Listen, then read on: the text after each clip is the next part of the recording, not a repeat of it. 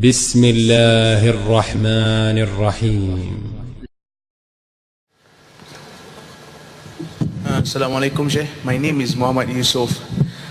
In your various lectures, you have criticized the banking system and also various financial institutions. My question is, what do you think of the Islamic banking and takaful, in which we were told that it is Sharia compliance? And how do we escape from becoming users and supporters of these various financial institutions? That's all, Sheikh.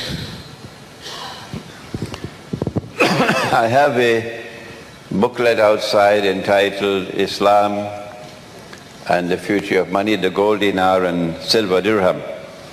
Islam and the Future of Money. Unfortunately, none of us has complete knowledge, so my knowledge of the subject is constantly increasing. And since I wrote that book, there are now 2 more chapters to be added to it. The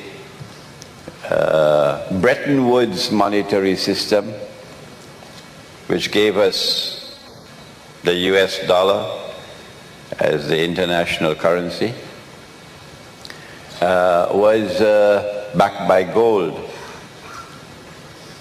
That the US government undertook a responsibility under international law to redeem US dollars for gold at the rate of $35 for 1 ounce of gold. So there was some integrity in the US dollar.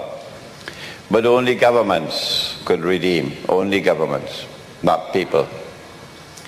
That's bogus. 2 governments in the world recognized that this was bogus. 2 governments in the world stood up to defy them.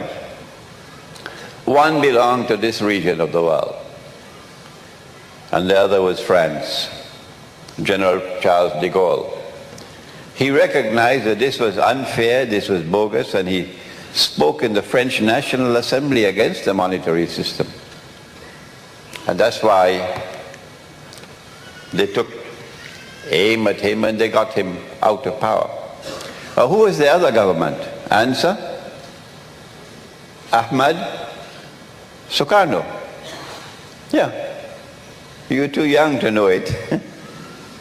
But Ir.Soekarno recognized that in order for money to have integrity, the Indonesian rupiah had to be redeemable in gold.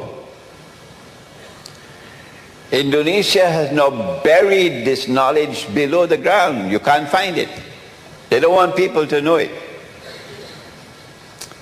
But Ir.Soekarno wanted the Indonesian rupiah to be redeemable in gold. That you could take the rupiah to any bank and you can get gold for it. If Ir.Soekarno was successful, the Indonesian rupiah would not be in the disgraceful state where it is now. And my daughters would not be slaves. My daughters would not be slaves picking up your garbage. My daughters working for the salary of a slave in Lee Kuan Yew in Singapore. But who talks about that? So Sukarno took Indonesia out of the UN. May Allah bless him for that. People who have one eye can't understand it. But people who have 2 eyes would say, may Allah bless him for that. And Ir.Soekarno took Indonesia out of the IMF.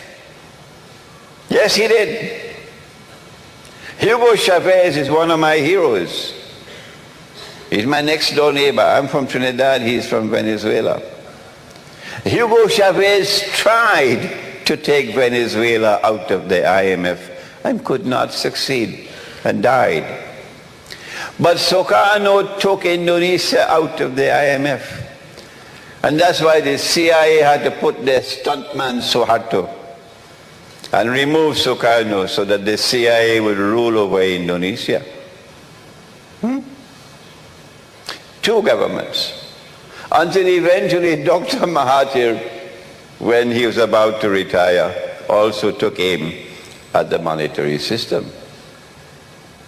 But where are the scholars of Islam to tell Bank Negara? Where are the scholars of Islam? You'll have to answer on Judgment Day. You will have to answer on Judgment Day. Unless the scholars of Islam stand up and say this paper money is bogus and fraudulent and haram, your so-called Islamic banking will prosper. Is there any Islamic bank in the world which is arguing that we should bring back gold and silver as money? Dinar and dirham? None.